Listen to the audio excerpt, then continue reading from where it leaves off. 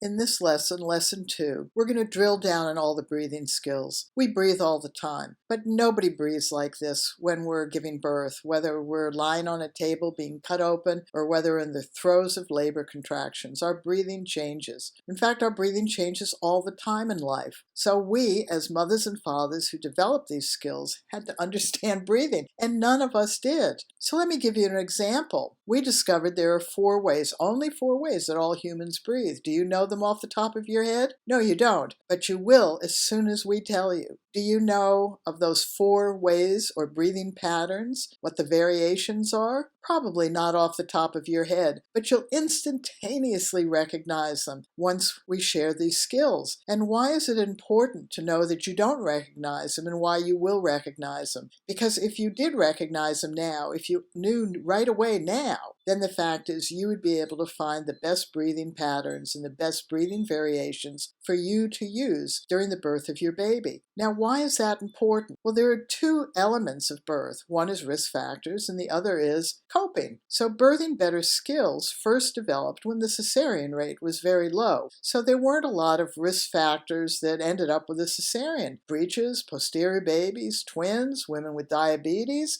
any of those women. We labored for hours and sometimes for days. Cesareans were very serious and very few of them, 4.5% of births were by cesareans. So we first developed skills to cope, and that's really important. We wanted to cope, and we had asked that fathers come in to help us. We were sick of being left alone. So the idea now that women should be left alone to discover birth and midwives should sit in the corner, for people of my generation, it's like going backward. We want people to be with us. The truth is that no matter whether women are birthing by the side of a rice paddy or in the back seat of a taxi, we are always the only one doing the birth. We could be by ourselves or in a room with 100 people. Nobody else is going to do the birth but us, which means that we need to have really good skills. But another thing happens. If someone else is in the room, we expect them to know how to help us. And what does help us mean? Primarily, help us to cope, manage, deal with, handle,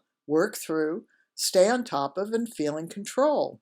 Certainly, we want people to help us if there's a problem, but most medical issues don't end up with a problem. In fact, there's a woman called Marjorie Tew, who did all the research in the UK. Regardless of the risk factors, that does not determine how easily a baby comes out of our body or how well we cope. So you can have multiple risks and spit your baby out and cope brilliantly. Or you could be a woman who prides themselves on being low risk and normal and doing all the right things, and yet struggle with coping with a natural occurring pain and end up with a very long, complicated birth, even a cesarean. So it's important that you go through this lesson, learn about the 4 patterns, practice the variations, find out for yourself how you can cope and manage. And as a birth coach, you do the same because you're going to be able to hear and see how she is responding to what internal sensations are occurring and what's happening to or around her. You want her to cope and manage regardless of what she's feeling inside or what other people are doing to her. That's important.